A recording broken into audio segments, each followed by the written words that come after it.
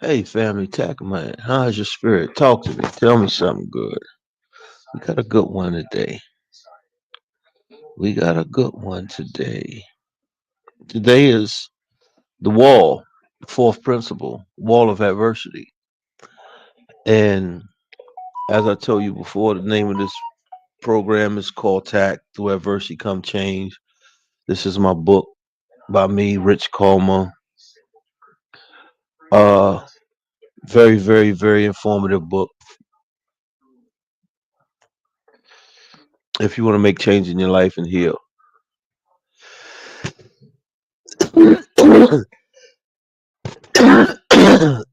Excuse me.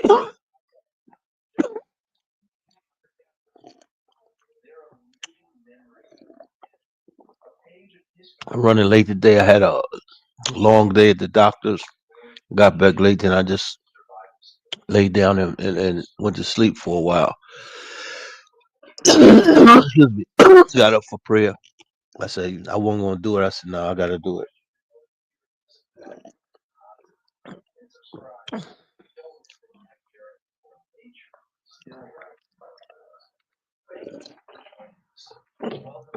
Ah, but to recap, like I tell you guys, this platform is called TAC. Through adversity comes change, and the only way that you're going to live and thrive in life is you're going to have to go through adversity. That's part of life. Um, everyone has a purpose, and everyone's purpose is designed just for them. And if you don't think you have a purpose, just think about this. You're one out of billions of sperm cells that made it. That's like telling you to race against billions of people right now. You wouldn't be able to win, but you did in that time. So you have a purpose. Um, the wall of first things, like I said, God is the first. There's five principles, three articles, one healer. The healer with three A's instead of one, which is helping everyone accept, achieve, and appreciate love. This is what it's all about. Um, we have to be conscious of the understanding of why we go through the things that we go through. And the whole thing is to get you strong enough to deal with the things that's coming later on in life. I'm open up with this. Naming the wall. What is the wall of adversity? The wall is not your enemy. It's your examiner. Let me put my glasses on. I got one person on in. How y'all doing? Tac, Through Adversity Come Change. This is the platform. This is the book. You can find it on Amazon. Five principles, three articles, one healer, helping everyone accept, achieve, and appreciate love. Um, on it, I said, what is the wall? The wall is not your enemy, it's your examiner. On it are inscribed your pride, your secret fears, your past failures, shame, shortcomings, and moments that mess your whole day up. Only you and God see the full writing. Everyone else sees only your reaction. You cannot climb what you refuse to look at. You can't go over this wall. You can't go under it. You can't run from it. You can't self medicate. You must face it. And then this is why I tell you, it's just so important if you embrace this journey of tact and you want to change and you want to heal. You have to be 100% real with yourself. It's not with me. It's with yourself. And the only way you can go through it is you have to be 100%. Because if you don't, it'll show. You'll still be going through the things you was going through. Why most people spend their lives walking parallel to the wall instead of facing it? Just think about that. We don't want to face that wall. We go all the this way instead of facing. It's because how life is. Excuse me. I had to make me some chocolate with coffee, and I really don't even drink coffee. But to wake up, man, so I can get this to y'all. Um,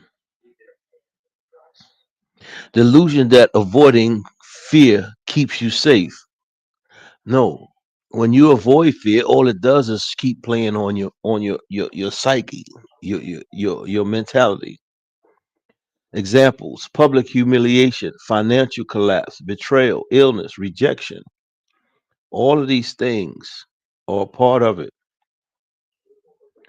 The inscriptions reading the wall,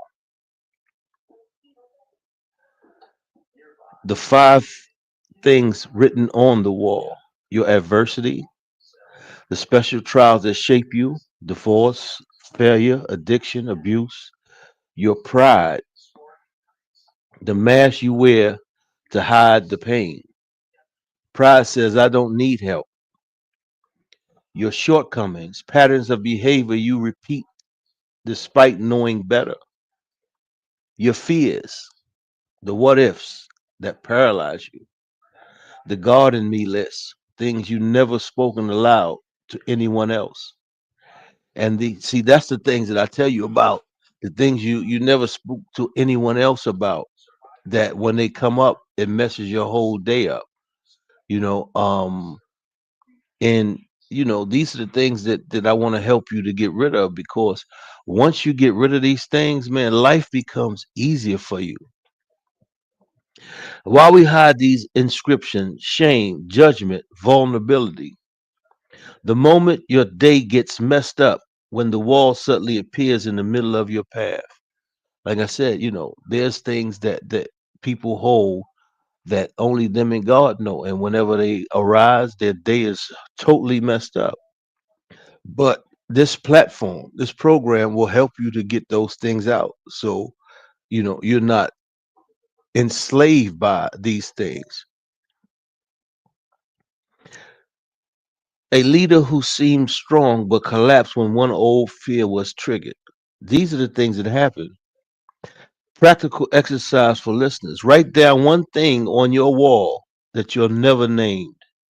Say it out loud in private. Say it out loud in private. And see, once you're able to face the things that trouble you, you know uh that you feel you feel embarrassment and all kinds of stuff, man, that's only people. And if you ever notice, the cycle for bull takes 2 weeks. After 2 weeks, people are off to something different. Avoiding is not peace, it's delaying war. The war is between yourself, being able to look in that mirror and knowing that, I'm living my life the right way. Emotional, anxiety, numbness, overreacting to small triggers. Relations, you hurt people because you're fighting a wall they can't see. And that's what most people are. If like you see people, excuse me, that always strike out at other people, or they like mean, or yeah, that's they're fighting their demons. Spiritual, stall growth. God seems distant because you won't go where He's waiting. You have to go. You have to experience. You have to go through these things in order for you to learn. The paradox: the wall you fear is the only door to your next level. See, if you don't go through that door, or if you don't go through that wall, you're going to be stuck. You're never going to grow. Biblical universal parallel: Jacob wrestling Jonah, running, Peter denying. Real life testimony: facing the wall, breaking down the breakthrough. Interactive moment. A- I'm asking you one small thing. If one small thing ruins your day, trace it back. What that small thing touched an inscription on the wall. So basically, what I'm saying is, if If one thing can trigger, one thing can trigger, go back and see what that one thing is and where it came from, how to face the wall. No toxic positivity. This is gritty, slow work. Stop running. Identify one fear you're avoiding this week. How many people do that? You have to put the work in. Faith without work is dead.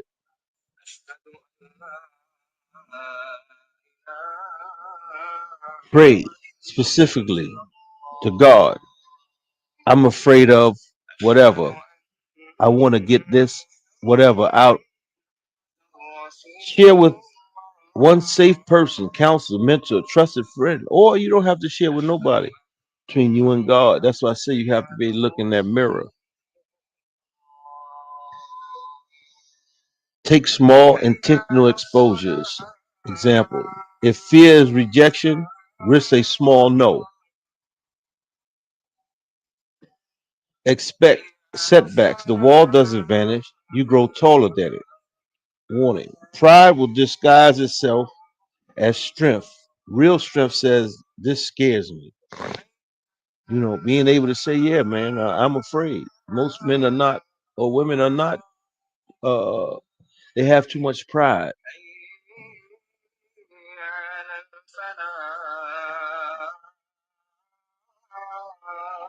And for 10 minutes a day, face one of the things that you wrote on that wall, the other side of the wall. The wall never fully disappears, but its power over you does. See, and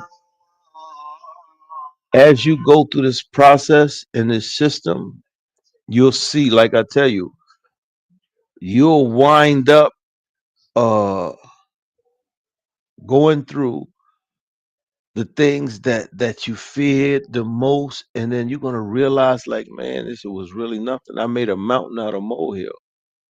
And these are the things that, like I say, like, once God gave me peace after I was able to forgive others, but it took me time to forgive me. But once I was able to forgive me and finally say, man, look, it is what it is, life became easy. And then everything God makes, He takes care of. You have to understand that. Birds go out every day with nothing and they come back with food. Animals go, same thing.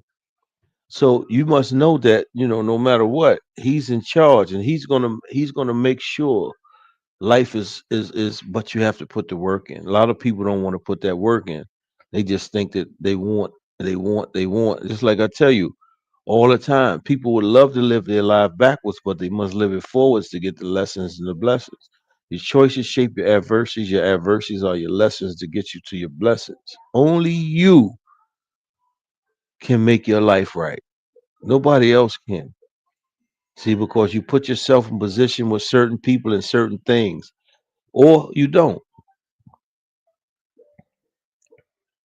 The other side. The wall never fully disappears, but its powers over you does. On the other side, peace, self respect, deeper faith, and the ability to help others face their own walls. As you go through this, you'll be able to help others go through their own walls. But first, you must go through yours. Your adversity is not your identity, but facing it is your destiny. And see, like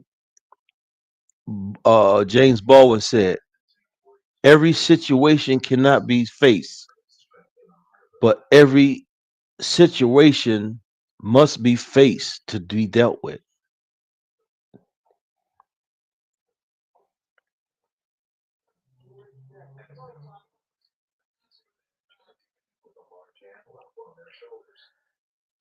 What if this is questions and answers? What if I tried facing my fears and failed?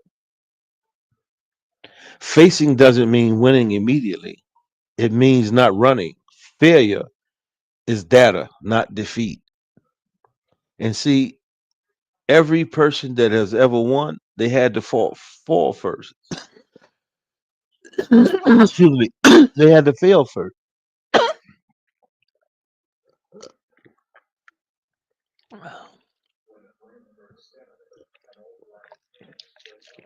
Ah,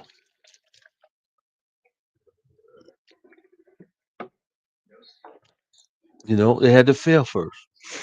How do I know if I'm avoiding my wall? You feel irritable, exhausted, or numb. You overwork, you overdrink, you overscroll. That's avoidance. We know when we need to face our fears and do the right thing. What if the fear is rational, like losing my job? Rational fears still need facing. The goal isn't to eliminate caution, but to stop being ruled by terror. Can God use my shortcoming? Yes. Your biggest weakness, once faced, often becomes your deepest ministry to others. What if the wall includes trauma I can't safely face alone? Then don't face it alone. Get professional help. Facing doesn't mean reckless re traumatization. How long does it take? A lifetime. But the first step changes everything within weeks. What does pride have to do with fear? Pride says I shouldn't be afraid. Humility says I'm afraid, and I'll walk anyway. What if the thing that messes my day up was someone else's fault? The walls is still yours to face. No blame, but your healing. Can I face the wall without God? Many try, but the only one you and God know part means spirit. Let me say that again. But the only you and God know part means spiritual isolation is part of the wound. What's the first physical action? Stop what you're doing for 60 seconds. Breathe. Ask, what am I hiding from right now? Will I lose relationships if I face my fears? Possibly. Some people prefer to purr you sick so they feel well. Let them go. How do I face fear of death? By living today as if it's enough. The wall of mortality faces everyone. What if my shortcomings hurt others? Facing them includes apology and change. That's not weakness, that's integrity. Can I help someone else face their wall? Only if you face some of yours. Otherwise, you're just pointing. What's the biggest lie about the principle? That once you face it, you're done forever. Truth. You face, rest, grow, and face again. Everything that we go through, right, is an adversity. And through every adversity, you have to make change. You know, and this is what life is about. Like you must understand that, man. It's not life is not easy. And the only way you can grow, excuse me, is by going through your adversities, facing your fears, letting go of the things that you really don't need in your life, and the beautiful thing about it is when you let go and you let God, man, beautiful thing, beautiful thing. But I'm gonna read the chapter 18, renewal, becoming the light, the breath after the storm. After rebuilding, there's a quiet clarity. The noise that used to haunt you is gone. Not because life got easier, but because your spirit got steadier. Renewal isn't recovery, it's resurrection. Behold, I make all things new. Revelation 21:5. You start to see beauty in places that once only held memory. The pain becomes part of the art. Every sunrise feels like proof that you weren't just spared, you were chosen to start again. The process of becoming. Renewal doesn't happen in one moment of grace. It's daily, like prayer, like breathing. You stop chasing happiness and start cultivating peace. And he it is whom produces for you hearing and vision in hearts. Little are you grateful. Quran 23:78. You begin to protect your energy like it's sacred currency. You spend it on people who water, not drain. And this is part of growth. Once you grow, you're not going to waste your time on the people. Like I tell you, I used to have low self-esteem. I wanted to be wanted by people who didn't care about me, and I did things to please them, and they just shit on me. Now I don't have that problem because I've learned that, like, no, it's about me, period. I'm not going to put no one in front of me except God, you know. And even like, I don't even have a relationship with my children, but that's not my fault, you know. And the thing is, like, I don't let it stress me because, hey, look, I don't want no one in my life who don't want to be in my life. And that's just how that is. Before I used to want to be in people's lives that didn't want me, and now, yeah, if you don't want to be in my life, I don't want to be in your life. Period. That's just how it go. And I don't feel no way or hold no grudges against nobody. Like I said, I forgive everyone. But most importantly, I forgave me. I start learning how to love me. I start pointing all the fingers right here. Starts with me and ends with me instead of doing this. Because it's still three fingers and a thumb pointing back at you. So I put them all on me. Everything starts and ends with me, period. You spend it on people who water, not drain. Maya Angelou once said, nothing can dim the light that shines from within.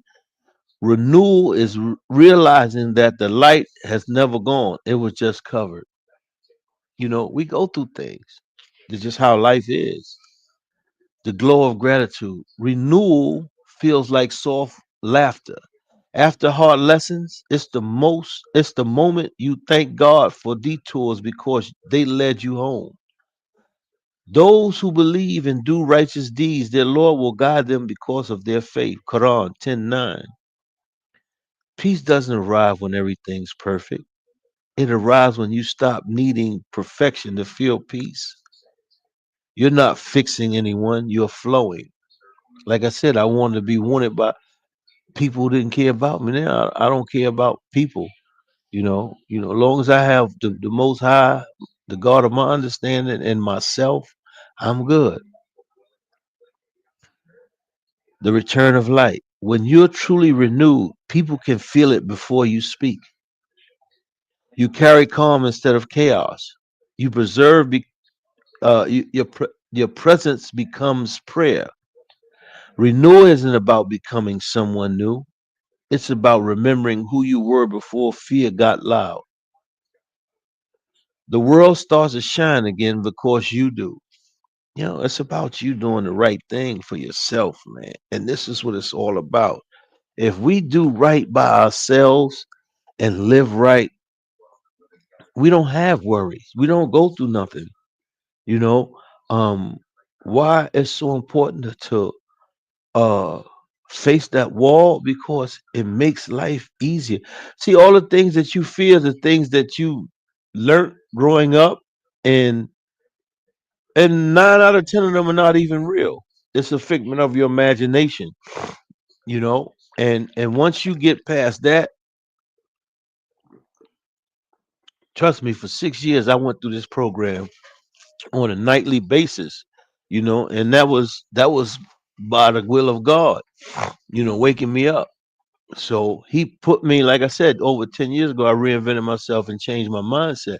And a lot of stuff has to deal with changing of the mindset. You have to be able to change your mindset in order for you to grow. Because a lot of people get stuck in one way, and that's it. No, you have to be able to adjust, reevaluate, and make the changes in your life that you need to make. And the only way you're going to do that is by facing that wall. All the things that your fears, your shortcomings, your pride, your anxieties, your adversities, everything that's negative in your life that comes under pride, you have to let go. And once you let go, life is going to be great. Trust me. You have to just go through the steps. And the only way we're going to heal is that we have to heal and then learn the truth and the lies and then come together. And then so much we can do. as a people. You know that everybody emulates us, and we don't even really see it. Everything that we do, everybody else monetizes, and we don't see it. It's time for us to monetize us. You know, it's time for us to monetize us. And the only way we're gonna do that, we have to heal first. We can't do nothing without healing.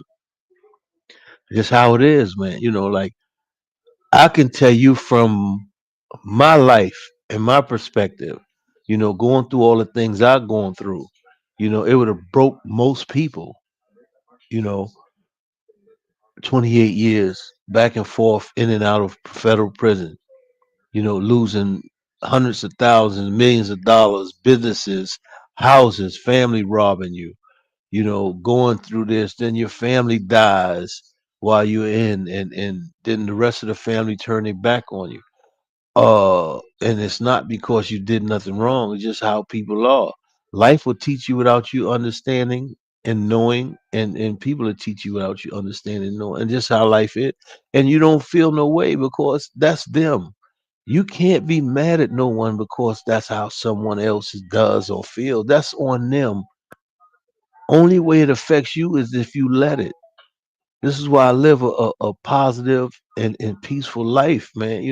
And after getting shot 9 times, I got shot 9 times, man.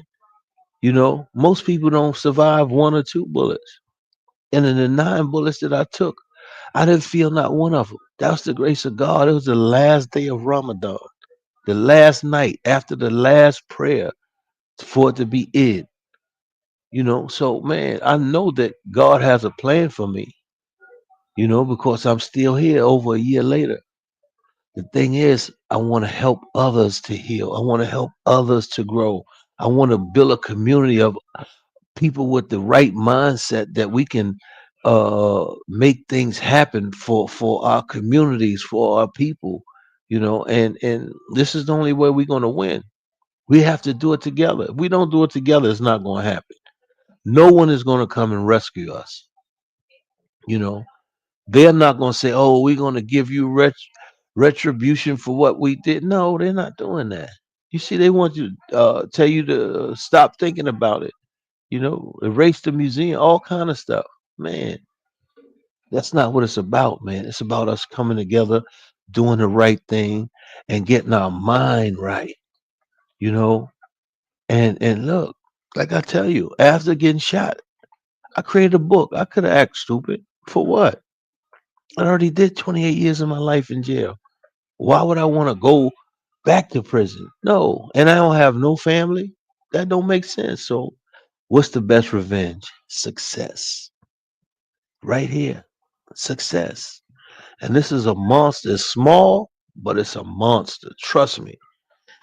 Anybody that has read my book, man, is they love it. They go crazy because it's real. It's from the heart. That's God's words. That ain't mine. That's His words. Like I tell people, that's His program. That ain't my program.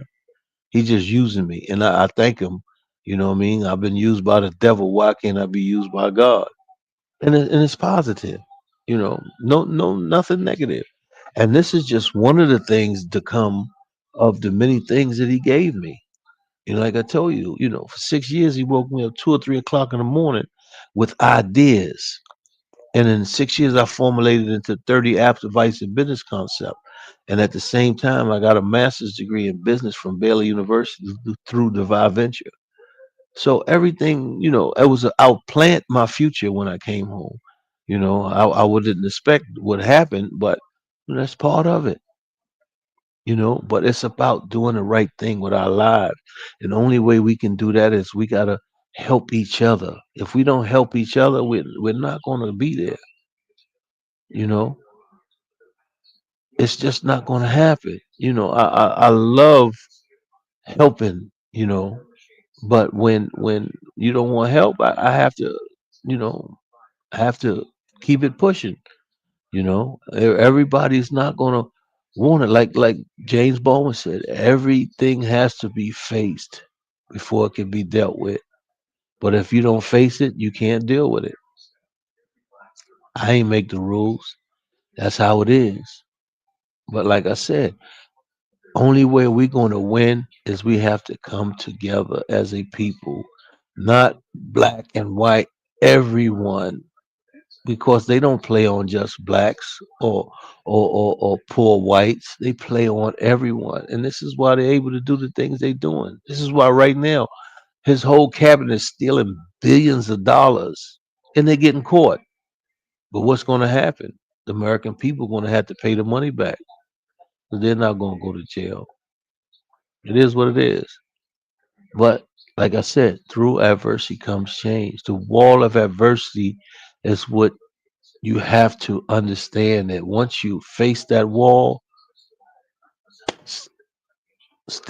fifth principle comes in, breaking through that wall to the road of change. Tomorrow we're going to talk about the road, breaking through the fifth principle, breaking through the wall of adversity. So you can see that, man, it's a beautiful thing, man. This process is beautiful. I just hope and pray that you guys embrace it so that you can heal. If you don't want to heal, it's on you. But I pray that people want to heal, and the only way we can do that, y'all got to start talking to me. We can dialogue everything. If I'm just doing all the talking, I don't even know if it's a lesson being learned. Y'all got to let me know that y'all understand what I'm saying so that we can do this together. It's the only way it's going to work. But it's time for my prayers. Glad I gave y'all something, and I will be back tomorrow at 8 in the night. You guys have a blessed night, and think about what I said. Tac man out. Peace.